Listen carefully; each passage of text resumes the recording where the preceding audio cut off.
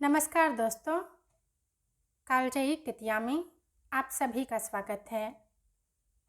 प्रस्तुत है मुंशी प्रेमचंद द्वारा लिखित उपन्यास गोदान का दूसरा भाग। उपन्यास में अब तक आपने सुना कि होरीराम एक सीधा साधा गरीब किसान है जो अपनी प्रतिष्ठा को ही अपनी पूंजी समझता है। जीवन आराम से कटे इसलिए वह मालिकों की जी हुजूरी को भी गलत नहीं समझता। उसका मानना है कि जिन पैरों तले अपनी गर्दन दबी हुई है उनको सहलाने में ही कुशल है। वहीं उसकी पत्नी धनिया गरम मिजाज की स्त्री है और जी हुजूरी करना तो दूर, अपने अधिकारों के लिए किसी से भी लड़ जाने को तैयार रहती है। होरी के जीवन की एक ही साथ है कि उसके घर भी गौ माता है और उसके बच्चों को भी दूध घी मिले। संयोग से भोला उसे अपनी गाय किस्तों पर बेचने को तैयार हो जाता है। आगे क्या होता है जानने के लिए सुनिए उपन्यास का दूसरा भाग। बूढ़ों के लिए अतीत के सुखों, वर्तमान के दुखों और भविष्य के सर्वनाश से ज़्यादा मनोरंजक और कोई प्रसंग नहीं होता। दोनों मित्र अपने अपने दुखड़े रोते रहे। भोला ने अपने बेटों की करतूत सुनाई, होरी ने अपने भाइयों का रोना रोया और तब एक कुएं पर बोझ रखकर पानी पीने के लिए बैठ गए। गोबर ने बनिए से लोटा और गगरा मांगा और पानी खींचने लगा। भोला ने सहृदयता से पूछा, अलगौछे के समय तो तुम्हें बड़ा रंज हुआ होगा, भाइयों को तो तुमने बेटों की तरह पाला था। होरी आर्द्र कंठ से बोला, कुछ न पूछो दादा, यही जी चाहता था कि कहीं जाके डूब मरूं। मेरे जीते जी सब कुछ हो गया। जिनके पीछे अपनी जवानी धूल में मिलाती वही मेरे मुद्दई हो गए। और झगड़े की जड़ क्या थी? यही कि मेरी घरवाली हाड़ में काम करने क्यों नहीं जाती। पूछो, घर देखने वाला भी तो कोई चाहिए कि नहीं? लेना देना, धरना उठाना, संभालना सहेजना, यह कौन करे? फिर वह घर बैठी तो नहीं रहती थी। झाड़ू बुहारू, रसोई, चौका बर्तन, लड़कों की देखभाल या कोई थोड़ा काम है? शोभा की औरत घर संभाल लेती कि हीरा की औरत में यह सलीका था। जब से अलखौजा हुआ है दोनों घरों में एक जून की रोटी पकती है, नहीं तो सबको दिन में 4-4 बार भूख लगती थी। अब खाएं 4 दफ़े तो देखूं। इस मालिकपन में गोबर की माँ की जो दुर्गत हुई है वह मैं ही जानता हूँ। बेचारी देवरानियों के फटे पुराने कपड़े पहनकर दिन काटती थी। अपने आप भूखी सो रही होगी, लेकिन बहुओं के जलपान तक का ध्यान रखती थी। अपनी देह पर गहने के नाम पर कच्चा धागा भी न था। देवरानियों के लिए 2-2, 4-4 गहने बनवा दिए। सोने के न सही, चांदी के तो हैं। जलन यही थी कि यह मालिक क्यों है। बहुत अच्छा हुआ कि अलग हो गए, मेरे सिर से बला टली। भोला ने एक लोटा पानी चढ़ाकर कहा, यही हाल घर घर है भैया। भाइयों की बात ही क्या, यहाँ तो लड़कों से भी नहीं पटती। और पटती इसलिए नहीं कि मैं किसी की कुचाल देखकर मुंह नहीं बंद कर सकता। तुम जुआ खेलोगे, चरस पियोगे, गांजे के दम लगाओगे, मगर आए किसके घर से? खर्च करना चाहते हो तो कमाओ, मगर कमाई तो किसी से ना होगी। खर्च दिल खोल कर करेंगे। जेठा कामता सौदा लेकर बाजार जाएगा तो आधे पैसे गायब। पूछो तो कोई जवाब नहीं। छोटा जंगी है, वह संगत के पीछे मतवाला रहता है। सांझ हुई और ढोल मजीरा लेकर बैठ गए। संगत को मैं बुरा नहीं कहता, गाना बजाना ऐब नहीं, लेकिन यह सब काम फुर्सत के हैं। यह नहीं कि घर का तो कोई काम न करो, आठों पहर उसी धुन में पड़े रहो। जाती है मेरे सिर, सानी पानी मैं करूं, गाय भैंसे मैं दूहूं, दूध लेकर बाजार मैं जाऊं। यह गृहस्थी जी का जंजाल है, सोने की हंसियां, जिसे न उगलते बनता है न निगलते। लड़की है छुनिया, वह भी नसीब की खोटी। तुम तो उसकी सगाई में आए थे, कितना अच्छा घर बार था। उसका आदमी बम्बई में दूध की दुकान करता था। उन दिनों वहाँ हिंदू मुसलमानों में दंगा हुआ तो किसी ने उसके पेट में छुरा भोंक दिया। घर ही चौपट हो गया। वहाँ अब उसका निबाह नहीं। जाकर लिवा लाया कि दूसरी सगाई कर दूंगा, मगर वह राजी ही नहीं होती और दोनों भावजे हैं कि रात दिन उसे जलाते रहते हैं। घर में महाभारत मचा रहता है। विपत की मारी यहाँ आई, यहाँ भी चैन नहीं। इन्हीं दुखों में रास्ता कट गया। भोला का पुरवा था तो छोटा, मगर था बहुत गुलझार। अधिकतर अहिर ही बसते थे और किसानों के देखते इनकी दशा बहुत बुरी न थी। भोला गांव का मुखिया था। द्वार पर बड़ी सी चरनी थी, जिस पर 10-12 गाय भैंसे खरी सानी खा रही थी। ओसारे में एक बड़ा सा तख्त पड़ा था, जो शायद 10 आदमियों से भी न उठता। किसी खूंटी पर ढोलक लटक रही थी, किसी पर मजीरा। एक ताख पर कोई पुस्तक बस्ते में बंधी रखी हुई थी, जो शायद रामायण हो। दोनों बहुएं सामने बैठी गोबर पाथ रही थी और झुनिया चौखट पर खड़ी थी। उसकी आंखें लाल थीं और नाक के सिर पर भी सुर्खी थी। मालूम होता था अभी रोकर उठी है। उसके मांसल स्वस्थ सुगठित अंगों में मानो यौवन लहरें मार रहा था। मुंह बड़ा और गोल था, कपोल फूले हुए, आंखें छोटी और भीतर धंसी हुई, माथा पतला, पर वक्ष का उभार और गात का वह गुदगुदापन आंखों को खींचता था। उस पर छपी हुई गुलाबी साड़ी उसे और भी शोभा प्रदान कर रही थी। भोला को देखते ही उसने लपक कर उनके सिर से खांचा उतरवाया। भोला ने गोबर और होरी के खांचे उतरवाए और छुनिया से बोले, पहले एक चिलम भर ला, फिर थोड़ा सा रस बना लो। पानी ना हो तो गागरा ला, मैं खींच दूँ। होरी महतो को पहचानती है ना? फिर होरी से बोला, घरने के बिना घर नहीं रहता भैया। पुरानी कहावत है, नाटन खेती बहुरियन घर। नाटे बैल क्या खेती करेंगे और बहुएं क्या घर संभालेंगी। जब से इनकी माँ मरी है, जैसे घर की बरकत ही उठ गई। बहुएं आटा पाथ लेती हैं, पर गृहस्थी चलाना क्या जाने। हाँ, मुंह चलाना खूब जानते हैं। लौंडे कहीं फर पर जमे होंगे, सब के सब आलसी हैं, कामचोर। जब तक जीता हूँ इनके पीछे मरता हूँ। मर जाऊँगा तो आप सिर पर हाथ धरकर रोएंगे। लड़की भी वैसी ही है, छोटा सा अढ़ौना भी करेगी तो भुन भुना कर। मैं तो सह लेता हूँ, खसम थोड़ी ही सहेगा। झुनिया एक हाथ में भरी हुई चिलम, दूसरे में रस का लोटा लिए बड़ी फुर्ती से आ पहुंची। फिर रस्सी और कलसा लेकर पानी भरने चली। गोबर ने उसके हाथ से कलसा लेने के लिए हाथ बढ़ाकर झेंपते हुए कहा, तुम रहने दो, मैं भर लेता हूँ। झुनिया ने कलसा न दिया। कुएं के जगत पर जाकर मुस्कराते हुए बोली, तुम हमारे मेहमान हो, कहोगे एक लोटा पानी भी किसी ने न दिया। मेहमान काहे से हो गया, तुम्हारा पड़ोसी ही तो हूँ। गोबर धीरे से बोला, पड़ोसी साल भर में एक बार भी सूरत न दिखाए तो मेहमान ही है। रोज रोज आने से मरजात भी तो नहीं रहती। गोबर धीरे से बोला। झुनिया हंसकर तिरछी नज़रों से देखते हुए बोली, वही मरजात तो दे रही हूँ। महीने में एक बार आओगे, ठंडा पानी दूंगी। 15वें दिन आओगे, चिलम पाओगे। 7वें दिन आओगे, खाली बैठने को माची दूंगी। रोज रोज आओगे, कुछ न पाओगे।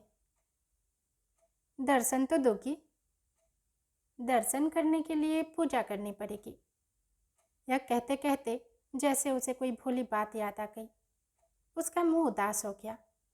वह विधवा है। उसके नारित्व के द्वार पर पहले उसका पति रक्षक बना बैठा रहता था। वह निश्चिंत थी। अब उस द्वार पर कोई रक्षक न था, इसलिए वह उस द्वार को सदैव बंद रखती थी।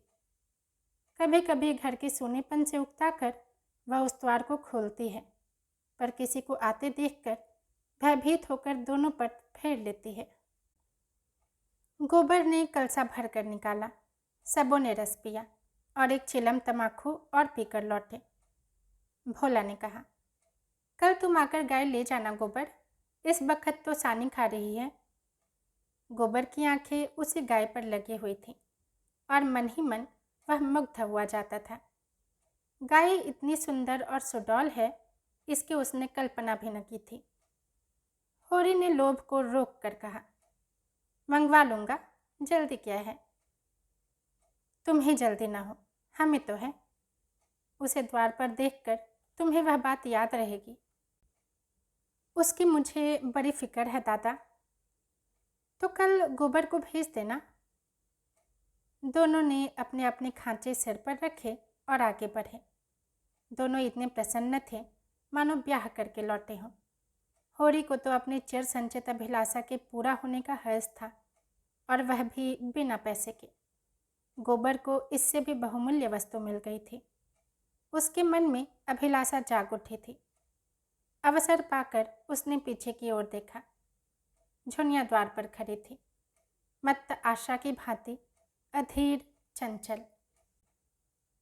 होरी को रात भर नींद नहीं आई।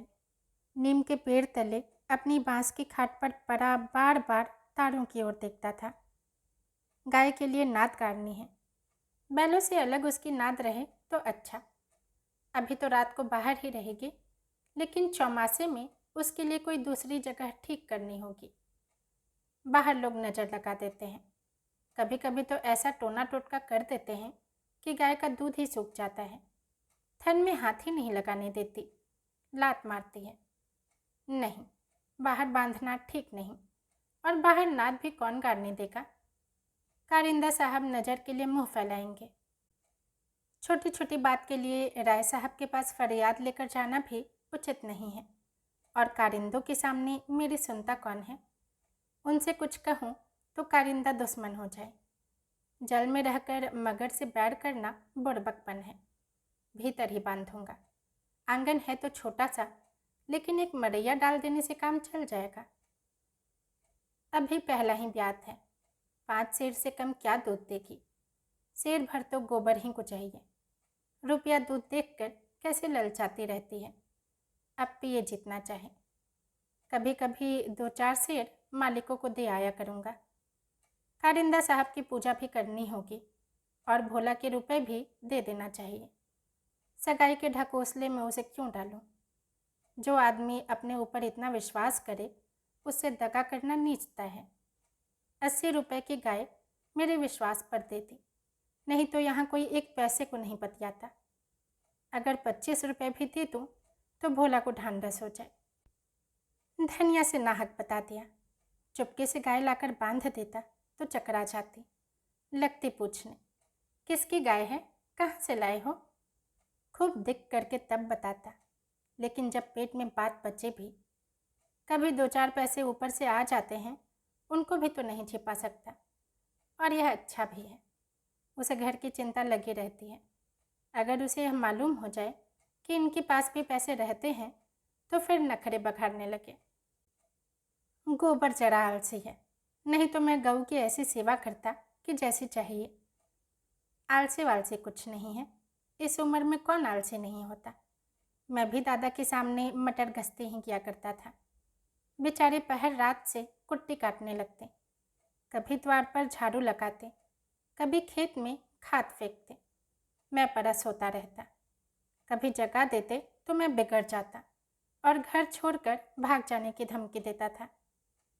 लड़के जब अपने माँ बाप के सामने भी जिंदगी का थोड़ा सा सुख न भोगेंगे, तो फिर जब अपने सिर पड़ गई तो क्या भोगेंगे। दादा के मरते ही क्या मैंने घर नहीं संभाल लिया। सारा गांव यही कहता था कि होरी घर बर्बाद कर देगा, लेकिन सिर पर बोझ पड़ते ही मैंने ऐसा चोला बदला कि लोग देखते ही रह गए। शोभा और हीरा अलग ही हो गए, नहीं तो आज इस घर की और ही बात होती। 3 हल एक साथ चलते, अब तीनों अलग अलग चलते हैं। सब समय का फेर है। धनिया का क्या दोष था। बेचारी जब से घर में आई तब तो आराम से न बैठी। डोली से उतरते ही सारा काम सिर पर उठा लिया। अम्मा को पान की तरह फेरती रहती थी। इसने घर के पीछे अपने को मिटा दिया। देवरानियों से काम करने को कहती थी तो क्या बुरा करती थी। आखिर उसे भी तो कुछ आराम मिलना चाहिए। लेकिन भाग्य में आराम लिखा होता तब तो मिलता। तब देवरों के लिए मरती थी, अब अपने बच्चों के लिए मरती है। वह इतनी सीधी, गमखोर, निश्चल न होती तो आज शोभा और हीरा जो मूछों पर ताव देते फिरते हैं कहीं भीख मांगते होते। आदमी कितना स्वार्थी हो जाता है, जिसके लिए मरो वही जान का दुश्मन हो जाता है। होरी ने फिर पूर्व की ओर देखा। शायद भिनसार हो रहा है। गोबर काहे को जागने लगा। नहीं, कह के तो यही सोया था कि मैं अंधेरे ही चला जाऊंगा, जाकर नांद तो गाड़ दूं। लेकिन नहीं, जब तक गाय द्वार पर ना आ जाए नाद गाड़ना ठीक नहीं। कहीं भोला बदल गए या किसी कारण से गाय न दी तो सारा गांव तालियां पीटने लगेगा। चले थे गाय लेने। पट्टे ने इतनी फुर्ती से नाद कर दी मानो इसी की कसर थी। भोला है तो अपने घर का मालिक, लेकिन जब लड़के सयाने हो गए तो बाप की कौन चलती है। कांता और जंगी अक्कर जाएं तो क्या भोला अपने मन से गाय मुझे दे देंगे? कभी नहीं। सहसा गोबर चौंक कर उठ बैठा और आंखें मलता हुआ बोला, अरे यह तो भोर हो गया, तुमने नाद गाड़ दी दादा। होरी गोबर के सुगठित शरीर और चौड़ी छाती की ओर गर्व से देखकर और मन में यह सोचते हुए कि कहीं इसे गोरस मिलता तो कैसा पट्ठा हो जाता, बोला, नहीं अभी नहीं गाड़ी, सोचा कहीं ना मिले तो नाहक भद्दा हो। गोबर ने त्योरी चढ़ाकर कहा, मिलेगी क्यों नहीं? उनके मन में कोई चोर बैठ जाए। चोर बैठे या डाकू, गाय तो उन्हें देनी ही पड़ेगी। गोबर ने और कुछ न कहा, लाठी कंधे पर रखी और चल दिया। होरी उसे जाते हुए देख अपना कलेजा ठंडा करता रहा। अब लड़के की सगाई में देर न करनी चाहिए। 17वां लग गया, मगर करे कैसे? कहीं पैसे की भी दर्शन हो। जब से तीनों भाइयों में अलगौछा हो गया, घर की साख जाती रही। महतो लड़का देखने आते हैं, पर घर की दशा देखकर मुंह फीका करके चले जाते हैं। 2-1 राजी भी हुए तो रुपए मांगते हैं। 200-300 लड़की का दाम चुकाए और इतना ही ऊपर से खर्च करे, तब जाकर ब्याह हो। कहाँ से लाएं इतने रुपए? रास खलिहान में तुल जाती है। खाने भर को भी नहीं बचता, ब्याह कहाँ से हो? और अब तो सोना ब्याहने योग्य हो गई। लड़के का ब्याह न हुआ न सही, लड़के का ब्याह न हुआ तो सारी बिरादरी में हंसी होगी। पहले तो उसी की सगाई करनी है, गोबर की पीछे देखी जाएगी। एक आदमी ने आकर राम राम किया और पूछा, तुम्हारी कोठी में कुछ बांस होंगे महतो? होरी ने देखा दमड़ी बसोर सामने खड़ा है।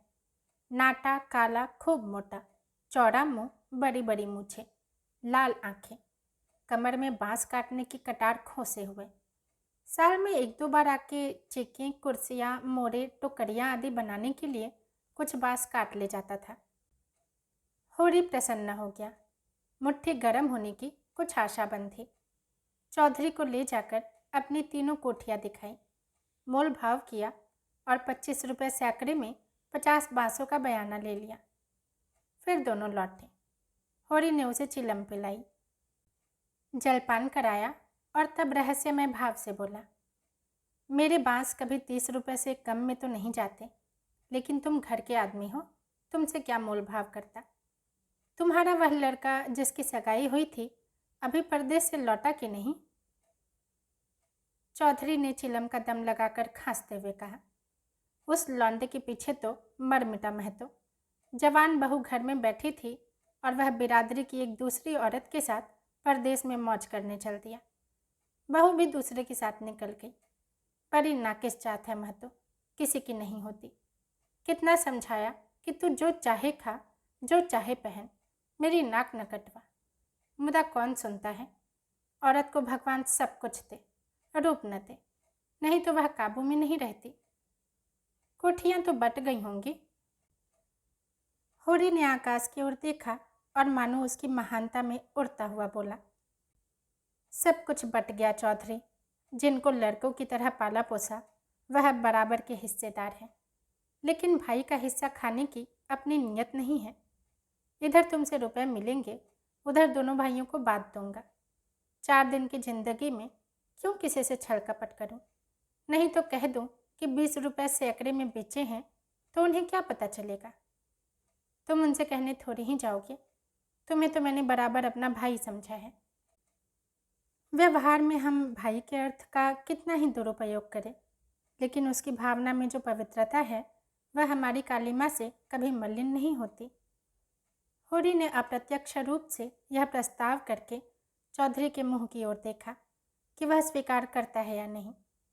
उसके मुंह पर कुछ ऐसा मिथ्या विनीत भाव प्रकट हुआ जो भिक्षा मांगते समय मोटे भिक्षुकों पर आ जाता है। चौधरी ने होरी का आसन पाकर चाबुक जमाया।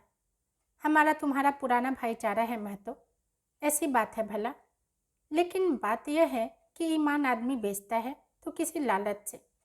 20 रुपये नहीं, मैं 15 रुपये कहूँगा, लेकिन जो 20 रुपये के दाम लो। होरी ने खिसिया कर कहा, तुम तो चौधरी अंधेर करते हो। 20 रुपये में कहीं ऐसे बांस जाते हैं? ऐसे क्या, इससे अच्छे बांस जाते हैं 10 रुपये पर। हाँ, 10 कोस और पश्चिम चले जाओ। मोल बांस का नहीं है, शहर के नगीच होने का है। आदमी सोचता है जितनी देर वहाँ जाने में लगेगी उतनी देर में तो 2-4 रुपये का काम हो जाएगा। सौदा पट गया। चौधरी ने मिर्चाई उतार कर छान पर रख दी और बांस काटने लगा। ऊख की सिंचाई हो रही थी। हीरा की बहू कलेवा लेकर कुएं पर जा रही थी। चौधरी को बांस काटते देखकर घूंघट के अंदर से बोली, कौन बांस काटता है? यहाँ बांस न कटेंगे। चौधरी ने हाथ रोक कर कहा, बांस मोल लिए हैं, 15 रुपये सैकड़े का बयाना हुआ है, सेठ में नहीं काट रहे हैं। हीरा बहू अपने घर की मालकिन थी। उसी के विद्रोह से भाइयों में अलगौछा हुआ था। धनिया को परास्त करके शेर हो गई थी। हीरा कभी कभी उसे पीटता था। अभी हाल में इतना मारा था कि वह कई दिन तक खाट से उठ न सकी थी, लेकिन अपना पदाधिकार वह किसी तरह न छोड़ती थी।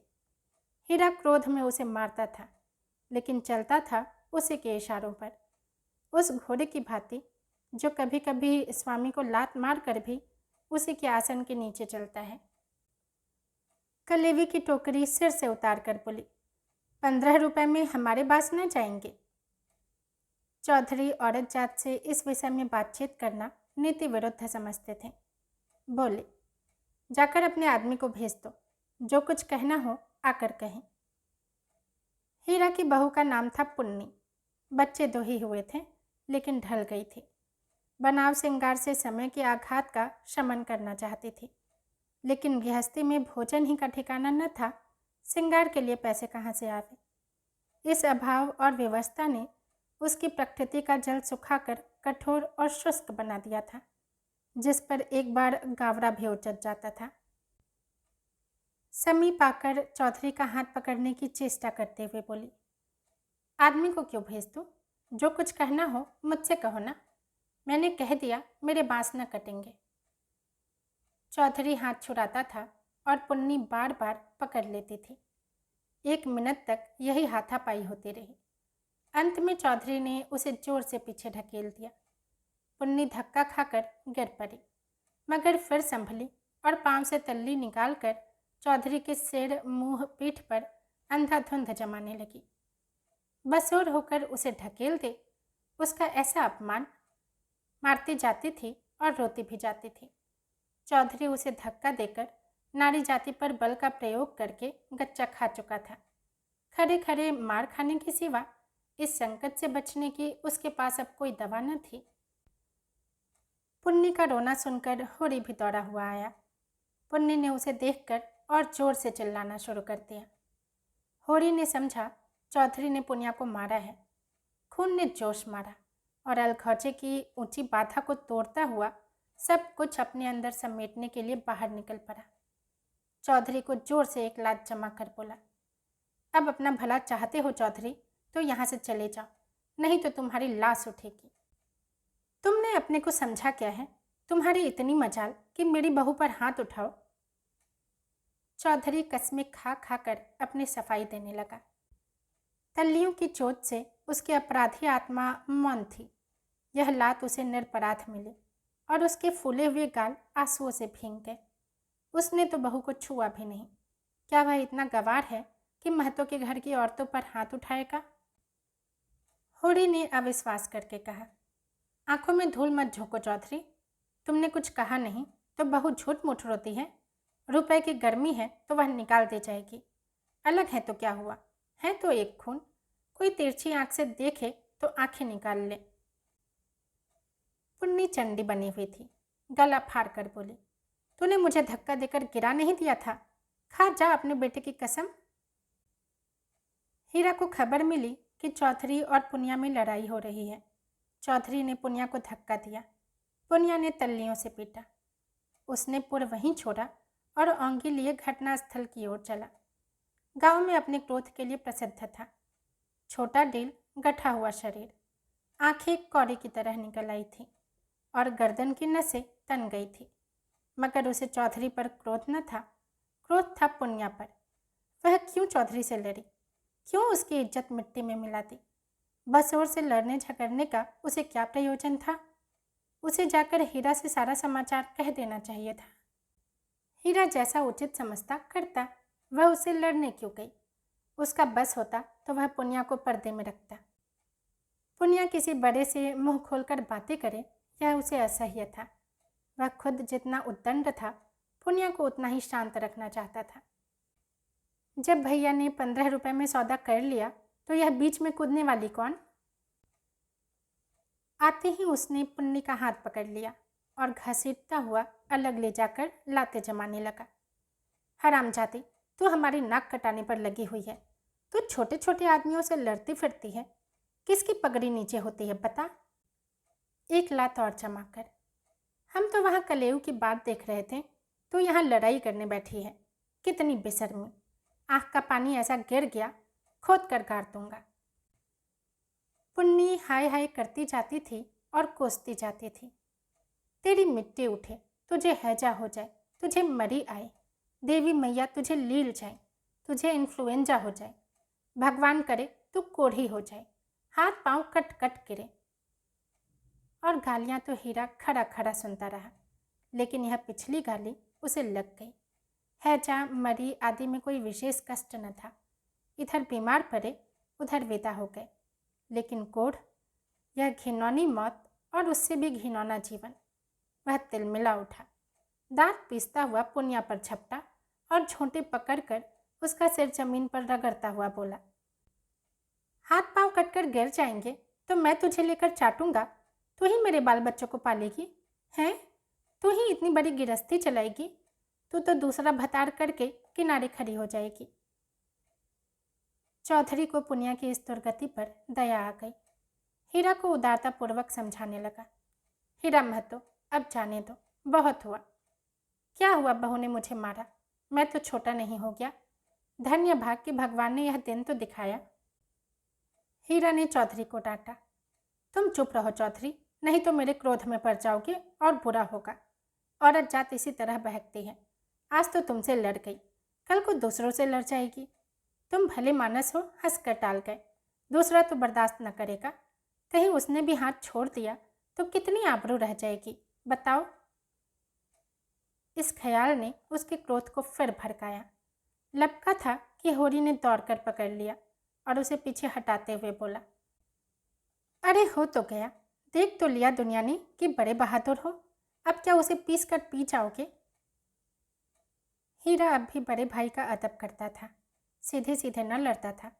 चाहता तो एक झटके में अपना हाथ छुड़ा लेता, लेकिन वह इतनी बेअदबी न कर सका।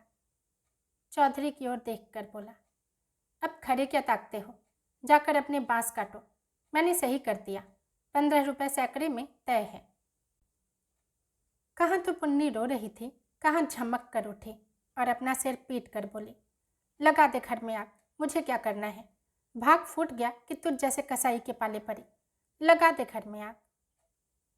उसने कलेऊ की टोकरी वहीं छोड़ दी और घर की ओर चली। हीरा गरजा, वहाँ कहाँ जाती है, चल कुएं पर, नहीं तो खून पी जाऊंगा। पुनिया के पांव रुक गए।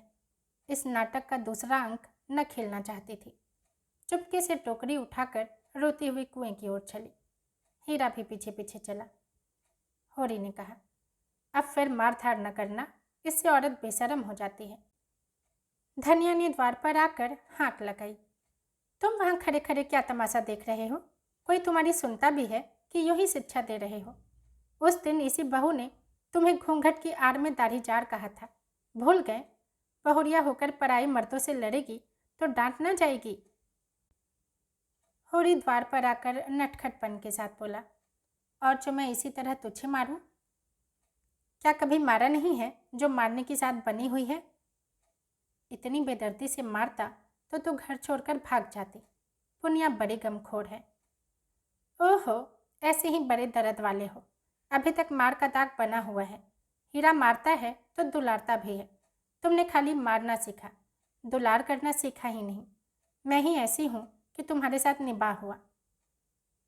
अच्छा रहने दे, अब बहुत बखान न कर। तू ही रूठ रूठ नहर भागती थी। जब महीनों खुशामद करता तब जाकर आती थी। जब अपनी गरज सताती थी तब मनाने जाते थे लाला, मेरे दुलार से नहीं जाते थे। इसी से तो मैं सबसे तेरा बखान करता हूँ। वैवाहिक जीवन के प्रभात में लालसा अपनी गुलाबी मादकता के साथ उदय होती है और हृदय के सारे आकाश को अपने माधुर्य की सुनहरी किरणों से रंजित कर देती है। फिर मध्याह्न का प्रखर ताप आता है। क्षण क्षण पर बगुले उठते हैं और पृथ्वी कांपने लगती है। लालसा का सुनहरा आवरण हट जाता है और वास्तविकता अपने नग्न रूप में सामने आ खड़ी होती है। उसके बाद विश्राम में संध्या आती है, शीतल और शांत, जब हम थके हुए पथिकों की भांति दिन भर की यात्रा का वृतांत कहते और सुनते हैं, तटस्थ भाव से, मानो हम किसी ऊंचे शिखर पर जा बैठे हैं, जहां नीचे का जनरव हम तक नहीं पहुंचता। धनिया ने आंखों में रस भर कर कहा, चलो चलो, बड़े बखान करने वाले आए। जरा सा कोई काम बिगड़ जाए तो गर्दन पर सवार हो जाते हो। होरी ने मीठे उलाहने के साथ कहा, ले, अब यही तेरी बेइंसाफ़ी मुझे अच्छी नहीं लगती धनिया। भोला से पूछ, मैंने उनसे तेरे बारे में क्या कहा था? धनिया ने बात बदल कर कहा, देखो, गोबर गाय लेकर आता है कि खाली हाथ? चौधरी ने पसीने में लथपथ आकर कहा, महतो, चलकर बांस गिन लो, कल ठेला लाकर उठा ले जाऊंगा। होरी ने बांस गिनने की जरूरत न समझी। चौधरी ऐसा आदमी नहीं है। फिर एक आध बांस बेसी काट ही लेगा तो क्या, रोज ही तो मंगनी बांस काटते रहते हैं। सहालगों में तो मंडप बनाने के लिए लोग दर्जनों बांस काट ले जाते हैं। चौधरी ने 7.5 रुपये निकाल कर उसके हाथ पर रख दिए। होरी ने गिन कर कहा, और निकालो, हिसाब से 2.5 और होते हैं। चौधरी ने बेमुरव्वती से कहा, 15 रुपये में तय हुए हैं कि नहीं? 15 रुपये में नहीं, 20 रुपये में। हीरा महतो ने तुम्हारे सामने 15 रुपये कहे थे, कहो तो बुला लाऊं? तय तो 20 रुपये में हुए थे चौधरी। अब तुम्हारी जीत है, जो चाहो कहो। 2.5 रुपये निकलते हैं, तुम 2 ही दे दो। मगर चौधरी कच्ची गोलियां न खेला था। अब उसे किसका डर? होरी के मुंह में तो ताला पड़ा हुआ था। क्या कहे, माथा ठोंक कर रह गया। बस इतना बोला, यह अच्छी बात नहीं है चौधरी, 2 रुपये दबाकर राजा न हो जाओगे? चौधरी तीक्ष्ण स्वर में बोला, और तुम क्या भाइयों के थोड़े से पैसे दबाकर राजा हो जाओगे? 2.5 रुपये पर अपना ईमान बिगाड़ रहे थे, उस पर मुझे उपदेश देते हो। अभी पर्दा खोल दूं तो सिर नीचा हो जाए। होरी पर जैसे सैकड़ों जूते पड़ गए। चौधरी तो रुपये सामने जमीन पर रखकर चला गया, पर वह नीम के नीचे बैठा बड़ी देर तक पछताता रहा। वह कितना लोभी और स्वार्थी है, इसका उसे आज पता चला। चौधरी ने 2.5 रुपये दे दिए होते तो वह खुशी से कितना फूल उठता, अपनी चालाकी को सराहता कि बैठे बिठाए 2.5 रुपये मिल गए। ठोकर खाकर ही तो हम सावधानी के साथ पग उठाते हैं। धनिया अंदर चली गई थी। बाहर आई तो रुपए जमीन पर पड़े देखे, गिन कर बोली, और रुपए क्या हुए, 10 न चाहिए?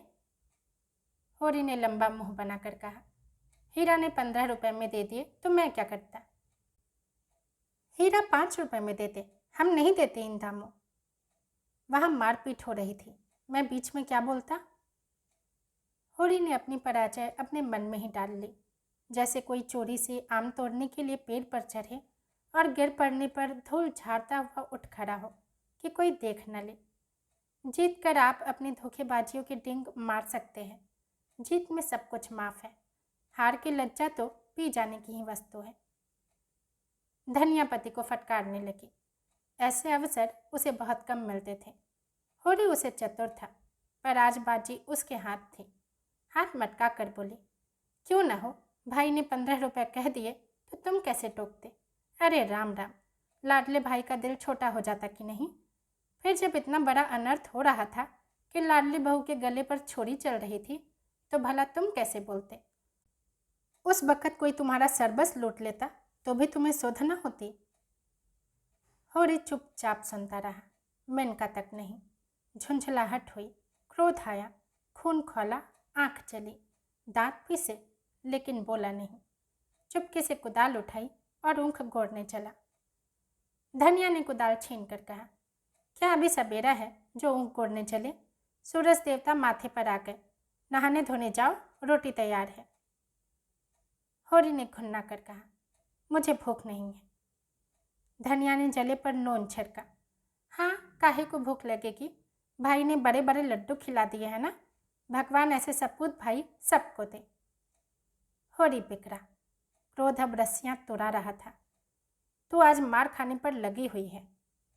धनिया ने नकली विनय का नाटक करके कहा, क्या करूं, तुम दुलार ही इतना करते हो कि मेरा सिर फट गया है। तू घर में रहने देगी कि नहीं। घर तुम्हारा, मालिक तुम, मैं भला कौन होती हूँ तुम्हें घर से निकालने वाली। होरी आज धनिया से किसी तरह पेश नहीं पा सकता। उसकी अक्ल जैसे कुंद हो गई है। इन व्यंग्य बाणों को रोकने के लिए उसके पास कोई ढाल नहीं है। धीरे से कुदाल रख दी और गमछा लेकर नहाने चला गया। लौटा कोई आधा घंटे में, मगर गोबर अभी तक न आया था। अकेले कैसे भोजन करे। लौंडा वहाँ जाकर सो रहा। भोला कि वह मदमाती छोकरी है न झुनिया, उसके साथ हंसे दिल लगी कर रहा होगा। कल भी तो उसके पीछे लगा हुआ था। नहीं गाय दी तो लौट क्यों नहीं आया। क्या वहाँ ढई देगा। धनिया ने कहा, अब खड़े क्या हो, गोबर सांझ को आएगा। होरी ने और कुछ न कहा, कहीं धनिया फिर न कुछ कह बैठे। भोजन करके नीम की छाह में लेट रहा। रूपा रोती हुई आई, नंगे बदन एक लंगोटी लगाए, झबड़े बाल इधर उधर बिखरे हुए। होरी की छाती पर लौट गई। उसकी बड़ी बहन सोना कहती है, गाय आएगी तो उसका गोबर मैं पाथूंगी। रूपा यह नहीं बर्दाश्त कर सकती है। सोना ऐसी कहाँ की बड़ी रानी है कि सारा गोबर आप पाथ डाले। रूपा उसे किस बात में कम है। सोना रोटी पकाती है तो क्या रूपा बर्तन नहीं मांजती। सोना पानी लाती है तो क्या रूपा कुएं में रस्सी लेकर नहीं जाती। सोना तो कलसा भरकर इठलाती चली आती है, रस्सी समेट कर रूपा ही लाती है। गोबर दोनों साथ पाथते हैं। सोना खेत कोड़ने जाती है तो क्या रूपा बकरी चराने नहीं जाती। फिर सोना क्यों अकेले गोबर पाथेगी। यह अन्याय रूपा कैसे सहे। होरी ने उसके भोलेपन पर मुग्ध होकर कहा, नहीं, गाय का गोबर तू पाथना, सोना गाय के पास आए तो भगा देना। रूपा ने पिता के गले में हाथ डालकर कहा, दूध भी मैं ही दूहूंगी। हाँ हाँ, तू न दूहेगी तो और कौन दूहेगा। वह मेरी गाय होगी। हाँ हाँ, 16 आने तेरी। रूपा प्रसन्न होकर विजय का शुभ समाचार पराजित सोना को सुनाने चली। गाय मेरी होगी, उसका दूध मैं दूहूंगी, उसका गोबर मैं पाथूंगी, तुझे कुछ न मिलेगा। सोना उम्र से किशोरी, देह के गठन से युवती और बुद्धि से बालिका थी। जैसे उसका यौवन उसे आगे खींचता था और बालपन पीछे। कुछ बातों में इतनी चतुर कि ग्रेजुएट युवतियों को पढ़ाए, कुछ बातों में इतनी अल्हड़ कि शिशुओं से भी पीछे। लंबा, रूखा किंतु प्रसन्न मुख, थोड़ी नीचे को खींची हुई, आंखों में एक प्रकार की तृप्ति। न केशों में तेल, न आंखों में काजल, न देह पर कोई आभूषण, जैसे गृहस्थी के भार ने यौवन को दबाकर बौना कर दिया हो। सिर को एक झटका देकर बोली, जा तू गोबर पात, जब तू दूध धोकर रखेगी तो मैं पी जाऊंगी। मैं दूध की हांडी ताले में बंद करके रखूंगी। मैं ताला तोड़कर दूध निकाल लाऊंगी। यह कहती हुई वह बाग की ओर चल दी। आम गदरा गए थे। हवा के झोंकों से एक आध जमीन पर गिर पड़ते थे। लू के मारे चुचके पीले लेकिन बाल वृंद उन्हें टपके समझकर बाग को घेरे रहते थे। रूपा भी बहन के पीछे हो ली। जो काम सोना करे वह रूपा जरूर करेगी। सोना के विवाह की बातचीत हो रही थी। रूपा के विवाह की कोई चर्चा नहीं करता, इसलिए वह स्वयं अपने विवाह के लिए आग्रह करती है। उसका दूल्हा कैसा होगा, क्या क्या लाएगा, उसे कैसे रखेगा, उसे क्या खिलाएगा, क्या पहनाएगा, इसका वह बड़ा विशद वर्णन करती, जिसे सुनकर कदाचित कोई बालक उसे विवाह करने पर राजी न होता। सांझ हो रही थी। होड़ी ऐसा अलसाया कि ऊँख गोड़ने न जा सका। बैलों को नांद में लगाया, सानी खरीदी और एक चिलम भरकर पीने लगा। इस फसल में सब कुछ खलिहान में तौल देने पर भी कोई 300 कर्ज था, जिस पर कोई 100 रुपये सूद के भरते जाते थे। मंगरू साह से आज 5 साल हुए। बैल के लिए 60 रुपये लिए थे, उसमें 60 दे चुका, पर वह 60 रुपये ज्यों के त्यों बने हुए थे। दाता दीन पंडित से 30 रुपये लेकर आलू बोए थे। आलू तो चोर खोद ले गए और उस 30 के इन 3 वर्षों में 100 हो गए थे। दुलारी विधवा सहुआइन थी, जो गांव में नून तेल तम्बाकू की दुकान रखे हुए थे। बंटवारे के समय उसे 40 रुपये लेकर भाइयों को देना पड़ा था। उसके भी लगभग 100 रुपये हो गए थे, क्योंकि आने रुपये का ब्याज था। लगान के भी अभी 25 रुपये बाकी पड़े हुए थे और दशहरे के दिन शगुन के रुपयों का भी कोई प्रबंध करना था। बासु के रुपए बड़े अच्छे समय पर मिल गए। शगुन की समस्या हल हो जाएगी, लेकिन कौन जाने, यहाँ तो एक ढेला भी हाथ में आ जाए तो गांव में शोर मच जाता है और लेनदार चारों तरफ से नोचने लगते हैं। ये 5 रुपये तो वह शगुन में देगा, चाहे कुछ हो जाए। मगर अभी जिंदगी के 2 बड़े बड़े काम सिर पर सवार थे, गोबर और सोना का विवाह। बहुत हाथ बांधने पर भी 300 से कम खर्च ना होंगे। ये 300 किसके घर से आएंगे? कितना चाहता है कि किसी से एक पैसा कर्ज न ले, जिसका आता हो उसका पाई पाई चुका दे, लेकिन हर तरह का कष्ट उठाने पर भी गला नहीं छूटता। इसी तरह सूद बढ़ता जाएगा और एक दिन उसका घर द्वार सब नीलाम हो जाएगा। उसके बाल बच्चे निराश्रय होकर भीख मांगते फिरेंगे। दोस्तों, गोदान का दूसरा भाग यही समाप्त होता है। यदि पसंद आया हो तो लाइक करें और चैनल को सब्सक्राइब भी ज़रूर करें। धन्यवाद।